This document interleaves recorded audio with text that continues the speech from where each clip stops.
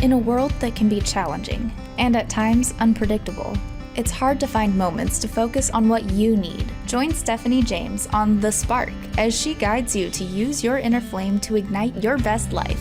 As a best-selling author, psychotherapist, transformational life coach, and international show host, Stephanie is dedicated to helping you create a life that takes you, your goals, and your passions to the next level, so you can live a life that is fully lit up and fully alive.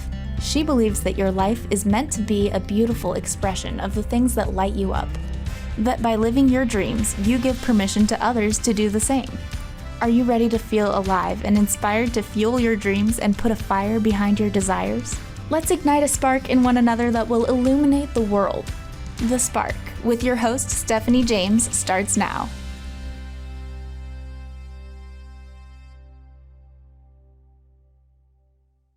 Welcome to The Spark. I'm your host, Stephanie James. So excited to be here with you tonight. Thank you so much for joining me and for joining my wonderful guest who's here with me tonight, Joey Hurl. And Joey is an international yoga movement teacher and also is someone who is just passionate about infusing joy in people's lives and reigniting the joy in all of the people that she works with. She's coming to us from Byron Bay, Australia. I'm just honored to have her here with us. Thank you so much for being here, Joey. Thank you so much for having me. I'm super excited. Well, tell us a little bit more about what you do. I'm so fascinated. I know you put on amazing retreats there in Byron Bay and probably all over the place. Tell us a little bit more about what it is that is really lighting you up right now. Sure. So my passion, as you said, really is helping others to awaken joy within themselves. So I do that through a number of different ways, but recently created a practice called Manakai, which uses breathwork and movement and visualization to help people clear any stories, any energy, any patterning that isn't serving them anymore, so that they can awaken joy and they can create the life that they really want to live. So yeah, it's really through a combination of a number of different techniques that I have embodied and used over time to help me move through darker times and awaken joy within myself. So the one part I forgot to mention at the beginning is you also are this amazing breathwork coach. So I'm imagining that's part of the Manakai as well. It is, yeah. So different types of breath. The breath's so powerful. It's such a simple tool for us to use, obviously, and something that have with us from birth, and something that not enough of us really access each day. Our bodies breathe naturally for us, but actually tuning in and consciously breathing is a whole different experience, and it's super powerful. Yeah. It's one of those things that, this morning, I think I was sharing with you, I was on a radio show and I was teaching listeners to do this 4 square breathing, which is very simplistic, right? Where you do the exhale for 4, hold for 4, inhale for 4, hold for 4, and you continue to repeat that. And the 2 producers that were on the show with me were practicing it as I was teaching the audience. And afterwards reported, even after just a short period of time, feeling present, feeling just relaxed and relieved for the first time since Thanksgiving. And so it's amazing how it can be so simplistic, yet so profound. Absolutely. And the square, and it's actually used by Navy SEALs. So it's such a simple yet powerful technique that Navy SEALs will use to calm themselves down in high pressure situations. So I think that in itself just proves how powerful the technique is. It is super simple. It's literally, as you say, it's breathing in, starting with a count of 4, holding for 4, releasing for 4, and then holding for 4. So it's kind of in it. You can draw a little box as you're doing it. That helps you remember. But yeah, it helps to move you away from that fight or flight kind of experience of the mind, and it activates your parasympathetic nervous system. So really helps to calm you down, to calm the mind down, but also the body as well. Yeah. So it's really, it starts releasing the hormones and the different things that we need so that we can kind of, this activated brain, I think, that tends to jump on board, I think, in these times a little more than usual. So that fight or flight you were talking about, Yep. we can watch the news and all of a sudden it feels like a life or death situation in our brain. So to do this breathing that's always available to us, it can really do that profound shift. Like you said, our parasympathetic nervous system comes on board and we're really able to relax emotionally, physiologically, let down. What a gift. So I'm curious, what else is in Monakai? So it combines the breath, as we've just mentioned, but also movement's a huge part of it. So my background is as a yoga teacher. So I'm trained in vinyasa, in yin yoga, and more recently in tantric hatha. And a little bit of qigong as well. So the practice really incorporates lots of different styles of movement. There's a lot of free expression in there as well, which I feel is super important, because really what we're trying to do with Monakai is help people move from their head to their heart. And once we move to our heart, we can really access that bowl of light that sits within each and every one of us. The word mana itself in the name stands for your innate spiritual greatness. So the whole practice is around really accessing that inner bowl of light so that we can achieve greatness, and we can really start to transform our lives through these really simple practices. The movement side, the practice is really evolving all the time. So it very much incorporates yoga, incorporates that kind of freestyle movement, the qigong.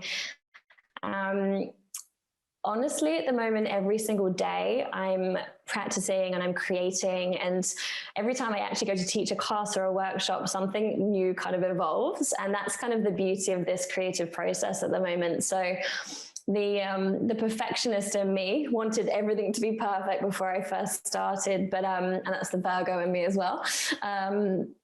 But I'm really learning to tune into that kind of feminine energy and to just be with the flow and the ease and flow of that creation.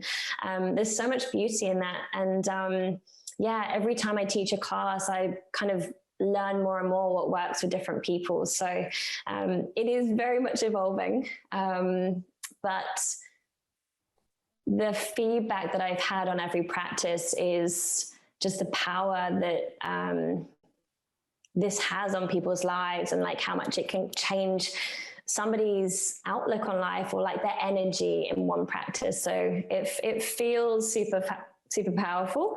And I'm excited just to keep evolving.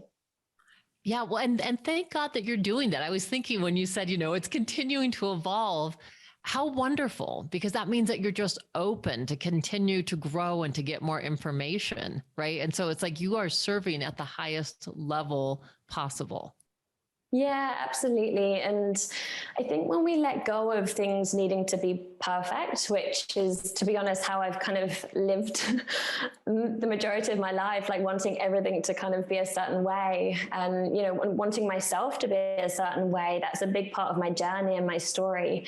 I think when you start to let go of that and just kind of move more with the flow of life, so much beauty can come from that.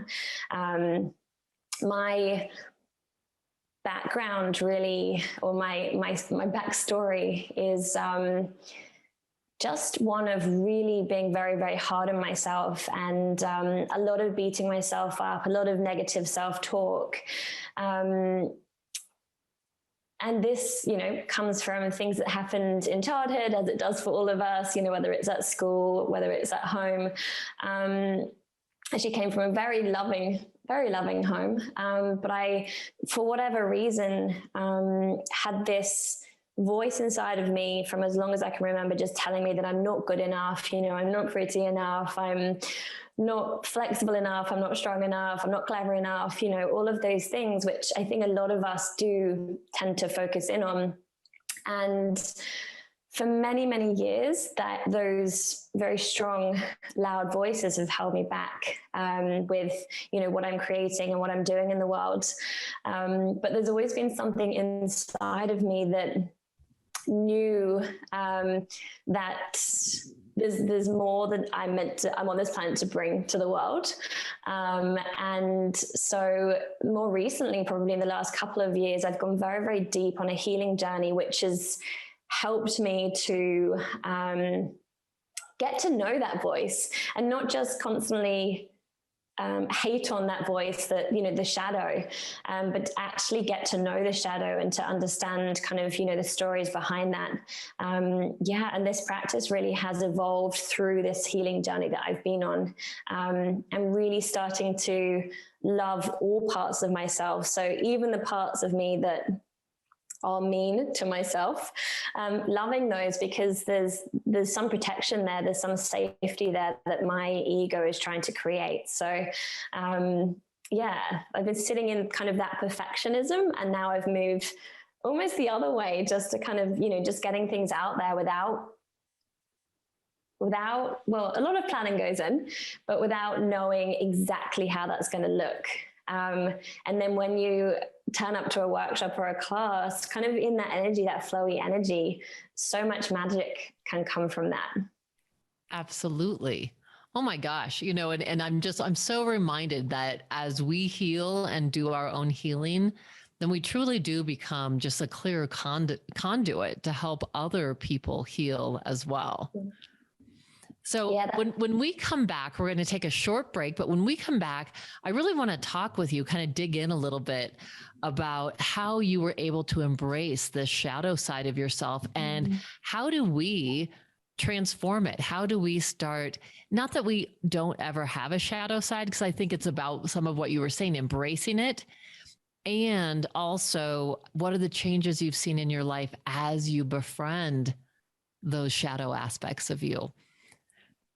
So join us, come on back. There's so much more ahead as I am here with Joey Hurl. See you right after this break.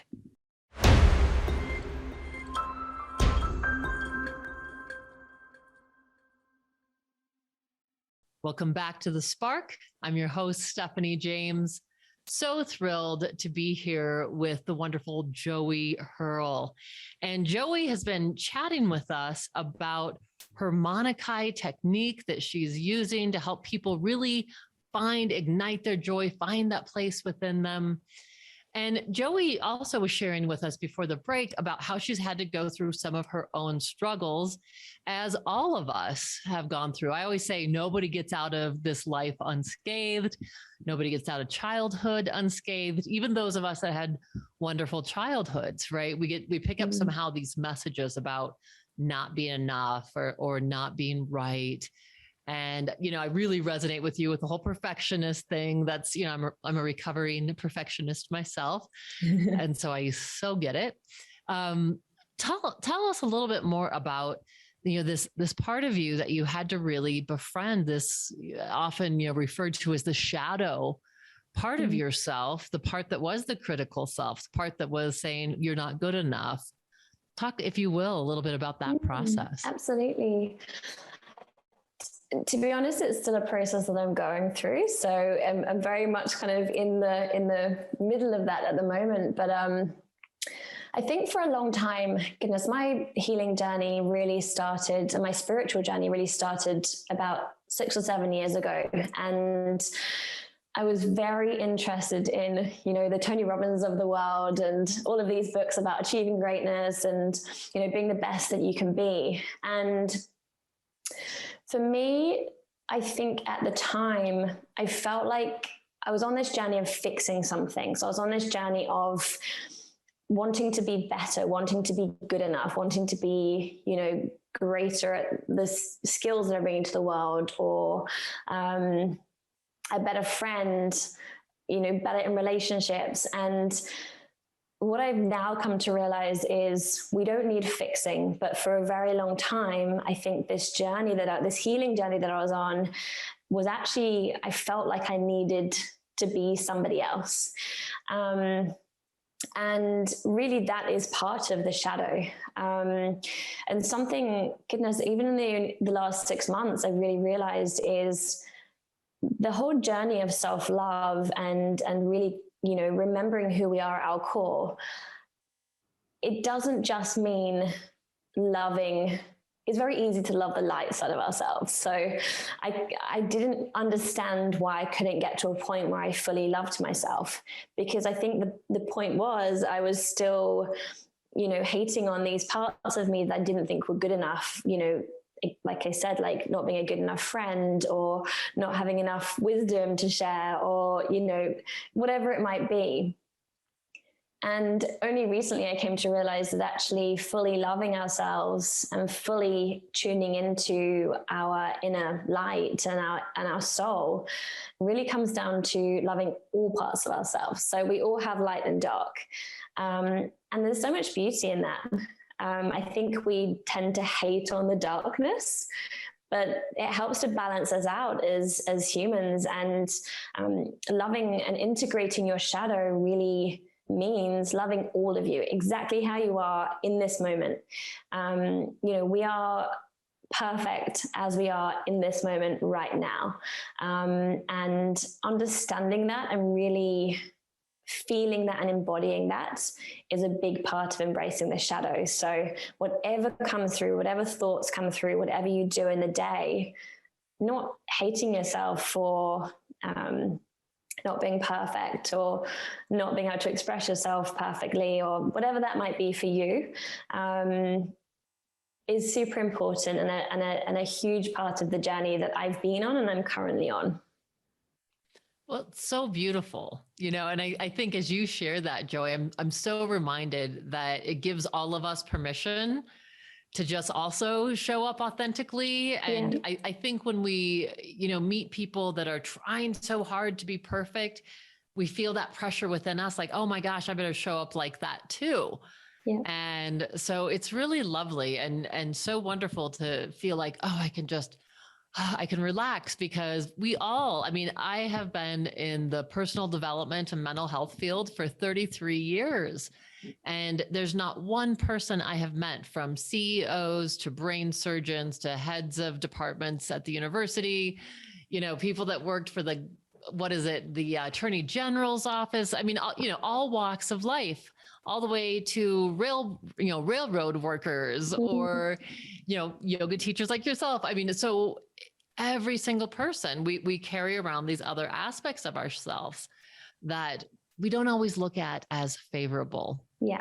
And so it's hard for us that we instantly want to reject those parts of ourselves and say, oh, I don't like that about me, so I just want to, you know, cut it off. And we may have been talking about this in our last conversation. You know, it's like when we do that, it's like cutting off your arm. You know, it's those shadow aspects are a part of you. So instead of cutting your arm off, it's like, how do I integrate this? Absolutely. How can I love these parts of me? And interestingly, they don't have to change for me to love them. Yes, that's exactly it. I was at a party recently, actually. I'd just been really exploring the shadow. And so I'm I would say an extroverted introvert. So I love my own time, and I was going to say a lot of time by myself. I don't. I love connection, so I'm kind of quite balanced between the two. But sometimes in social situations, I can get social anxiety. It depends where my head's at on the day. Sometimes, you know, I'm confident and feel very, you know, calm and free. Whereas sometimes I might get in my head and feel, you know, I might not know as many people, and I feel that social awkwardness. And there was a moment at a party recently where I would, in the past, kind of really hate on that side of me and just be like, oh, you know, why am I so awkward in these situations? Why can't I just be, you know, open and free like everybody else? And then I just had this realization that that awkwardness is a part of me. And there's so much beauty in that as well. There's that vulnerability behind that. And if that is in this moment authentically who I am, then that's what I've got to love as well. And I had this moment where I was like, I love that I'm like slightly socially awkward, like, you know, in certain times. I was like, there's something like sweet and, you know, charming about that as well. So it's it can literally show up in every area of your life. And it's just about, it's a journey. It's not like you just one day going to be like, I love my shadow, I love every part of me. It's just in every moment taking a breath and taking a moment of stillness and thinking, okay, this is where I'd normally be hard on myself. How can I shift that thought pattern? How can I turn this from a negative into a positive? And that's just what I've started to do. And life has just become so much more joyful and freeing and liberating, because when you truly live from the core and the essence of who you actually are, there's so much beauty in that. Thank you so much for sharing that. I mean, that's absolutely the truth. And I'm sitting here thinking that's, you know, that's my experience as well. And I'm wondering for you too. One of the things that really works for me personally is when I show up in those moments of insecurity or vulnerability, if I'm with someone that I'm close with, is just to name it, you know, and to be able to speak it. And then all of a sudden in that moment, as I'm like, I am just feeling totally vulnerable right now. It's so interesting how that energy shifts. And I'm not saying it so that, oh, now that I'm brave and courageous, it's as I say it, I let go of some of that energy and I can just kind of laugh and be with where I'm at. And I love what you're saying, that I don't, you know, we don't have to show up and always be the confident, you know, thought leader or whatever, that we can actually have those moments of being like, yep, so totally human right now. Totally. I think the other side of that is we have no idea of other people in the room, that what their story is, you know, what they're feeling in that moment. So you might look around the room and think, God, everyone's, you know, so confident and so charming, or, you know, whatever else you see. But we have no idea. And I think we make up stories in our head as to what other people are thinking or they're thinking about us. Whereas every single one of us has some those stories going on in our mind as to, you know, what other people are thinking of them as well. And that comes from our childhood. That comes from every experience that we've lived. So I think before we start to assume what's going on in other people's minds, it's more, again, it's just tuning into our own body and our own magic in every moment and connecting in with that. And and the beauty of the individuality and how we are all so different, but yet we're all so connected. And that's another thing I've been really focusing on. And that comes within the Manukau practice as well, is the connection between all of us, and not just us as humans, but, you know, nature, like everything on this planet, we're all connected by energy. And there's, again, so much beauty in that. We're all one. And you hear spiritual leaders talk about us all being one, but like, it's physics, like we actually are all one in terms of energy. So I think when you tune into that as well, you feel less alone and less separated from everybody else in a room or everybody else around you. And you're like, yeah, we're just all in this thing called life together. We're all just doing our best, you know, given our past experiences. Everybody's just in this moment doing their best to, you know, be the best human they can be. And so in those moments, I'm really curious, Joey, for you, how do you tap in? You know, how do you tap into that sense of connection? Because I know, as you were saying, there's times we can really get in our own heads. Yeah. You know, and go like, I'm the only one feeling this way. I'm the only one awkward. So how do you shift from that into this sense of connection where you're like, oh, yeah, and everyone's probably feeling this way? Yeah, good question. I think it's all, you know, it's all very well going to a yoga class or a Manukau class, or, you know, going to something specifically which does really help you tune into your heart. But if you're in a situation where you just have a moment, you know, you might be at a conference or something, or you might be in a work situation where you just within a few moments, you do just need to quite quickly tune in without being able to do some yoga poses and whatever else, and a full breathwork practice. For me, the main way that I move from my head to my heart is, again, the breath. So it might just be taking a few deep breaths.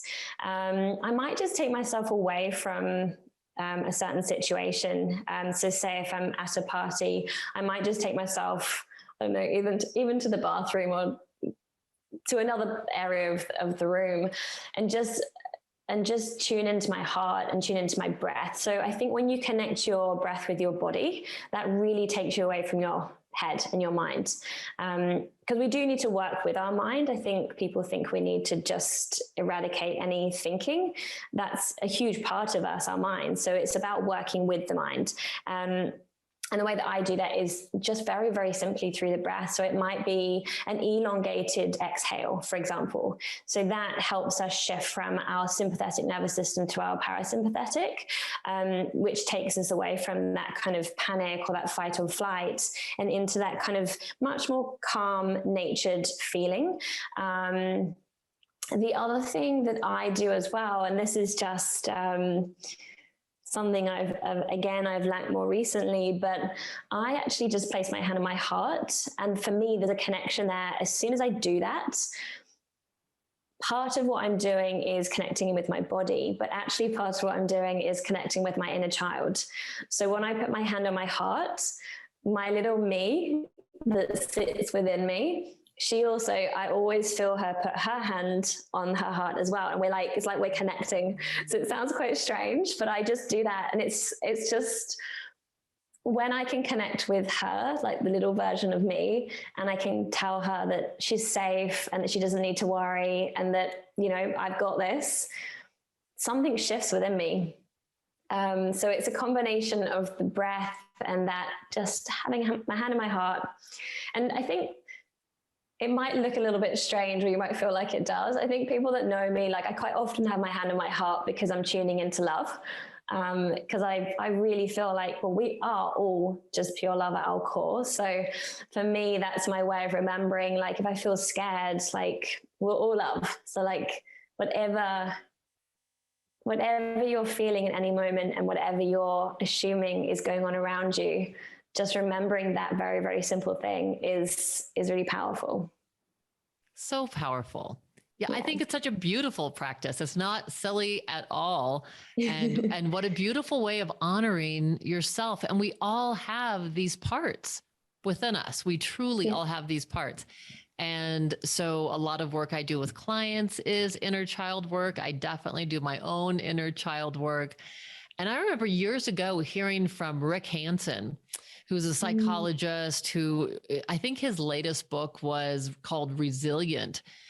Just absolutely a brilliant book. And when I had him on the show, I spoke with him about this. And he said, just putting your hand on your heart, it releases these chemicals in our brain that are it's like these comforting, soothing chemicals. So it makes so much sense. And how beautiful, tuning into your love, tuning into that little girl who I think, those parts of us that were wounded as children, we have to keep, it's like we're on the healing journey with that part of us. And so oftentimes, when we talk about getting triggered, everybody hears about that. Oh, I got triggered. Sometimes people get angry, or sometimes they're sad or anxious. It's the unhealed parts of ourselves. So whether we, identify with them as, oh, the little girl, the little boy in me, that's literally what it is. It's, oh, it's really my 6-year-old wound is up, or my 13-year-old rebellious teenager is up, and so I think what a beautiful way of befriending those parts of ourselves by just reaching in. And I love the imagery of reaching back out. Yeah. And I think as well, most of our trauma happens between 0 and 7 years old. So it really is like a little child within you that's scared, and they just need to know that they're safe. And when I tune into my inner child, I then, if I'm scared in a room of people, I then start to imagine everybody in that room as a child. And I think about them as like just this little kid who just wants to be loved, because ultimately that's what we all want. Like we all just want to be loved and accepted. So if I like tune into my inner child and I can start to imagine everybody else is in there, you're just like, I don't know, like any armor that you're wearing is just like released, and you're just like, oh, we're all in this together. So it just releases that fear and yeah, brings you back to your body. Yeah, it's so beautiful. I love that image too of just, like a bunch of kids. We're a bunch of kids sitting around in this room. Yeah, and just like, what do kids want to do? They just want to play. They just want to be loved. They just want to belong. And when you realize that we're kind of, I'm sure pretty much every single one of us feels, has those desires and has those needs. It just simplifies everything. It just helps you remember how simple life is. Yeah. Yeah. We overcomplicate it when we live too much in our heads. And this is such a great reminder about living in our hearts. Thank you, Joy. We're going to take another quick break. When we come back, more of this conversation with Joey Hurl and just learning about how we can awaken the joy within. We'll be right back.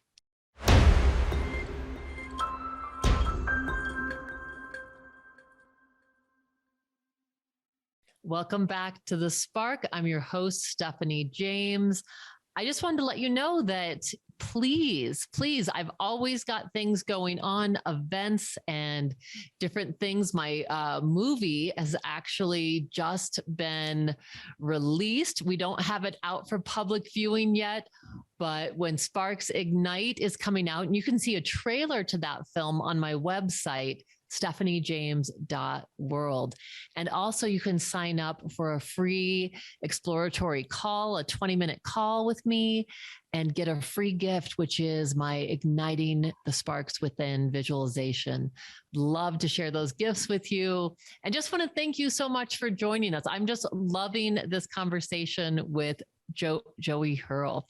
Joey, thank you so much. Love having you on the show. So let's dive a little bit deeper.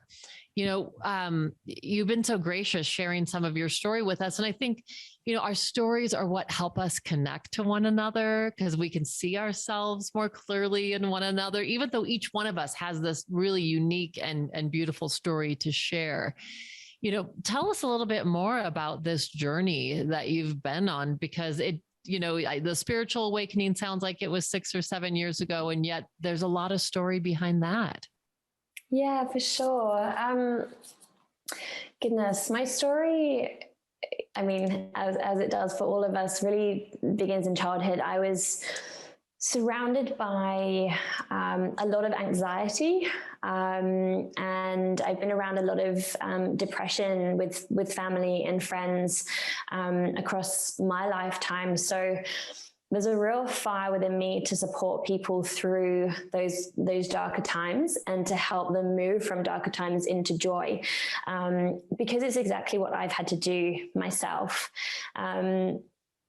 I think the beauty of where I'm at now and being able to look back, I think I've had to go to the depths. I've had to fully experience, to be honest, the depths of depression and extreme anxiety, to be able to fully embody the practices that have taken me from that place to a place of joy and a lot more freedom, a lot more mental freedom. So yeah, when I was younger, a family member tried to take their own life, and that had a big impact on my story. And at university, a friend of mine did take his own life, and more recently, my cousin took his own life, and I've just been kind of surrounded by that for as long as I can remember. And to be honest, for a very long time, I was very obviously resistant to wanting that to be my journey too. So I would do anything possible to try and find happiness. And at the time, that would be, I guess I didn't really know that happiness is a lifelong journey. It's not like a destination that you reach. It's just, it's something that we're working towards always. There's always going to be something that, that we can, especially, when we're integrating our shadow, there's always going to be something that comes up, something that triggers us, that when you have more wisdom and when you've been working through these practices for longer, you can take a step back and think, okay, this has triggered me. Why is that? Where did that come from? And then work through that. But I think for a long time, I just thought, well, if I get to this point, if I, meet my person, if I own a house, if I study this and, I don't know, how get this job, then I'll be happy. And I think so many of us do that. And for me, it was there was a real kind of drive to do that, because I didn't want to be in that space where I was so unhappy that I might be depressed, or I was so unhappy that I might feel anxious every day. And I think almost the striving to be happy made me unhappy for a long time. Because like I said before, I always felt like I was trying to fix something. I always felt like there was something wrong with me that needed to change, that needed fixing to be able to reach that point of happiness. So for many years, that really was how I lived life. And it's not like I was, unhappy all the time. Like I've always been surrounded by wonderful friends, and I feel like I've had some incredible adventures, traveling and being at university and moving to Australia, and lots of beautiful adventures. But probably sitting beneath all of that was just this like desire to get to a certain point so I'd be happy. I think more recently, especially, I've just recently actually finished studying Tantric Hatha, which is a form of yoga. And a big theme or concept that sits behind that tradition is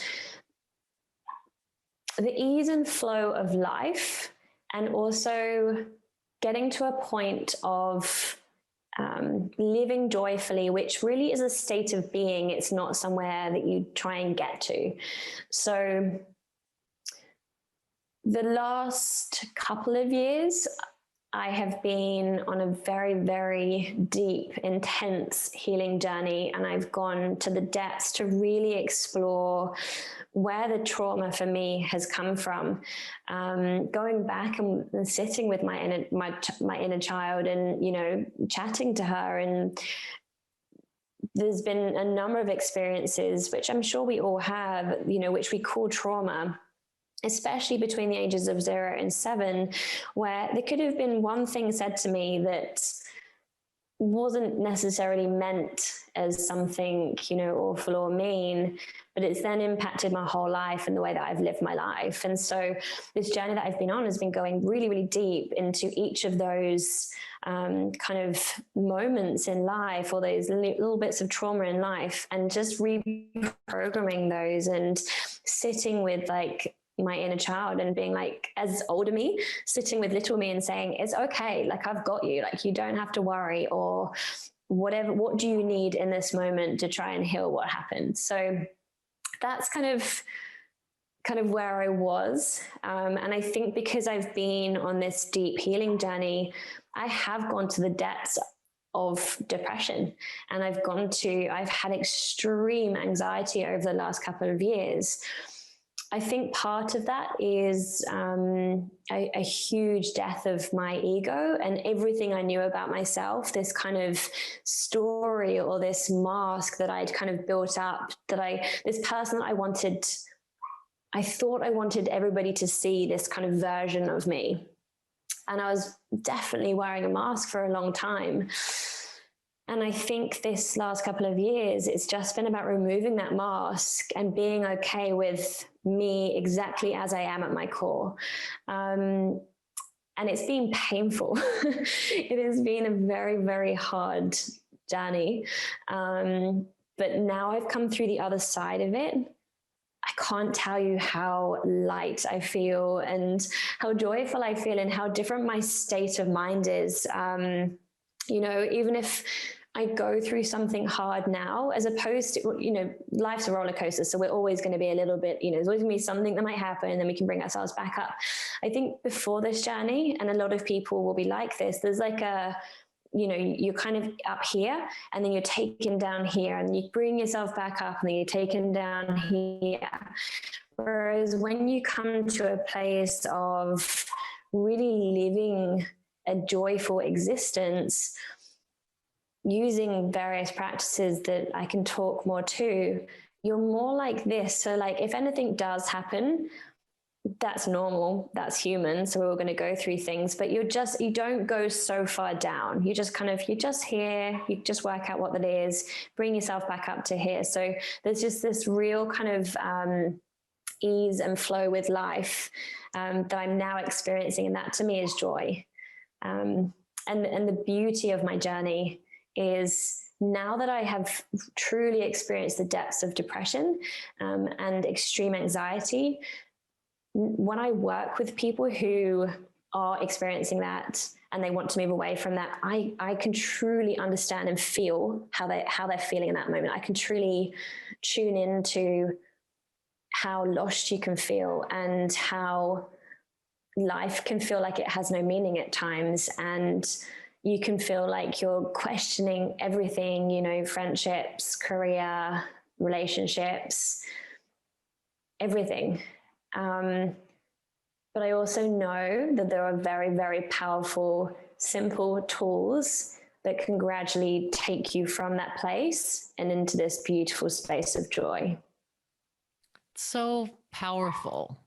Yeah, I truly believe, again, when you're sharing, I think even of myself as a therapist or any kind of healer like yourself, if we read it in a book, it doesn't cut it. You know, it's like, yeah, we can be empathetic with someone. We can have a lot of compassion, but there is nothing like having experienced an anxiety attack or been in that place where you're like at the depth of your soul or the end of your being. Yeah. And then you're better able to hold other people within that. And so such a powerful story of transformation. And I just thank you. I just, again, just really honor who you are and how you show up, and for sharing that. And I just feel this beautiful, you have this excitement about you. And from the moment I met you, just this contagious joy. That's really lovely.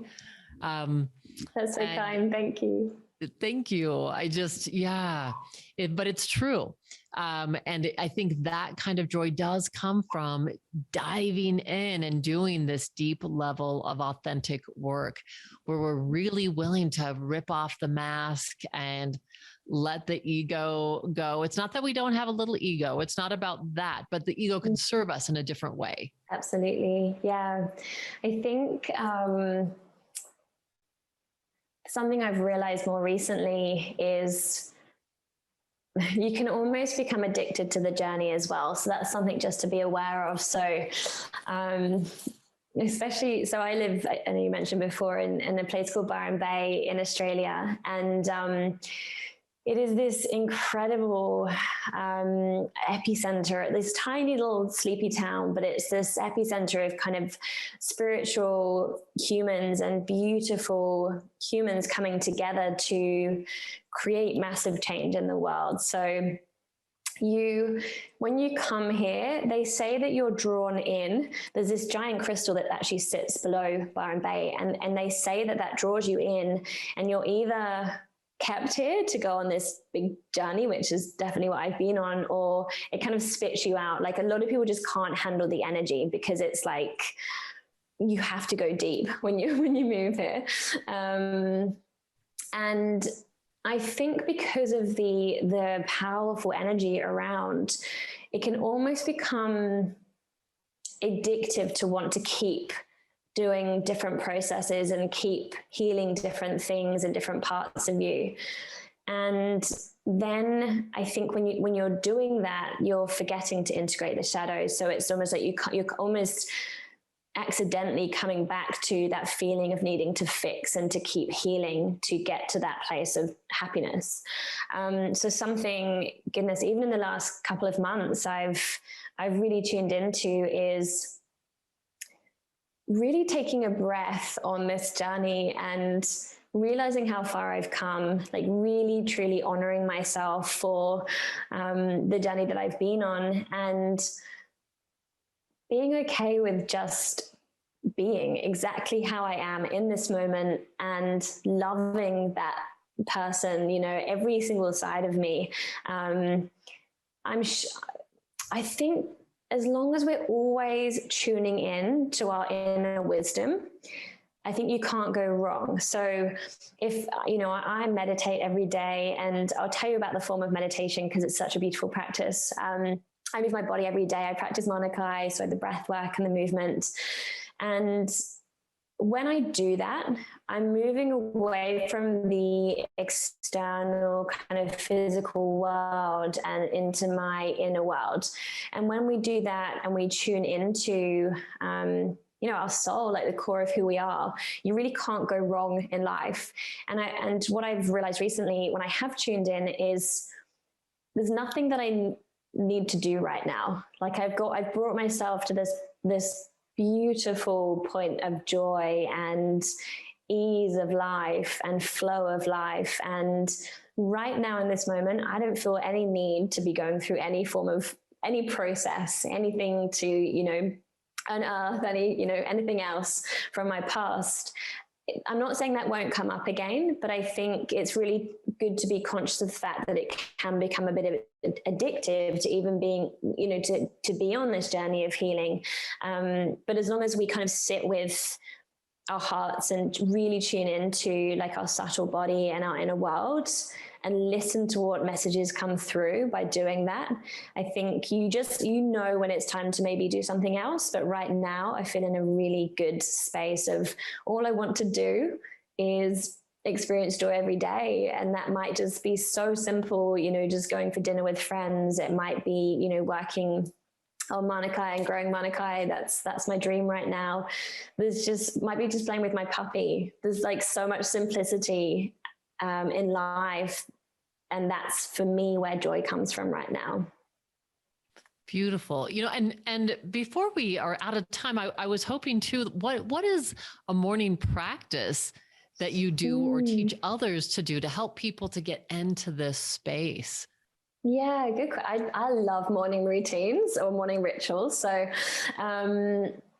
everybody's practice, you know, can look very different, like according to their lifestyle, you know, whether they've got kids, whether they've got more time in the morning. But the stage I'm at in life right now, I have a puppy, which is kind of like my child, but other than that, it's just me. So I have a lot of kind of freedom to make my morning routine whatever I want it to be. So as soon as I wake up, I have a hot lemon water. So that really helps to cleanse my body and get the digestive system working, and just like a really beautiful, fresh way of waking up. Then I will sit and I'll meditate. So I'm currently practicing a form of meditation called Vishoka meditation, which kind of sits within the tantric practices. And it's very much kind of energy based, all focused around your prana and your life force. It's something I'm actually doing teacher training in right now to be able to bring to the world. So I'm very excited about that in maybe 6 months or so. So I meditate for maybe between half an hour to an hour. Then I do a bit of a journaling practice. So I find journaling so powerful because it kind of takes everything from your mind, puts it on a page, which then helps you tune back into your body and your heart. So I think that's super powerful. Even if some days you just literally write, today I'm feeling this, you know, quite often I'll ask myself, what's my greatest challenge today? What's that teaching me? And how can I move through that challenge? So that's quite a nice way of waking up in the morning to really just sit with that and think like, where am I and where can I get to? And then I always incorporate movement. So sometimes that might be before my meditation practice, and sometimes it might be after. I just tune in to how I feel in the day. But at the moment, because I'm evolving the Manakai practice, it's just playing with movement and that kind of freedom, that liberation, you know, behind moving your body and releasing those endorphins. Sometimes it's, you know, a stronger practice, and there's a lot around kind of really awakening your inner warrior that I'm focusing on right now, and that fire within you. Sometimes it's just a softer practice because that's what my body needs in the moment. So I'm very in tune with what I need in each moment, which is another beautiful part of this journey that I've been on. Yeah, so that's pretty much how it looks. It can be, to be honest, up to like 3 hours. And I also take my puppy out, and because I'm living in like a little rainforest, which you can kind of see behind, it's actually such a beautiful, nurturing space to really connect in with nature and connect with the elements, you know, all of the different elements around us. And again, just such a magical way to start the day. So that is my morning routine. Beautiful. Thank you so much for sharing that with us. I think those are all just essential elements, like you said, such beautiful ways of tapping in and really, and listening to ourselves and being in that inner dialogue to start the morning off in that way is such a powerful practice. You know, as we're coming just about to the end of our time, it's gone by so fast, and I just could talk to you for hours. I'm wondering, for you, what is the essential message that you want to leave with the listeners?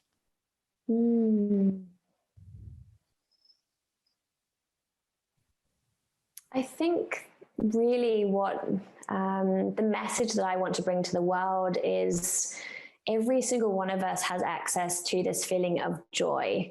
And no matter what you've been through, no matter what you're going through right now, by moving from our head to our hearts and moving from our head into our bodies, every single one of us has access to that feeling of joy, because it's our true nature. Love and joy are our absolute true nature. So I think, you know, if a lot of us are experiencing a lot of anxiety, you know, with the uncertainty and there is so much fear around at the moment. So I want to, I guess the big message is, no matter what you're experiencing, joy is possible. And often it is just some really simple techniques that you can use in any moment just to bring you back to that, to move you away from fear and into joy.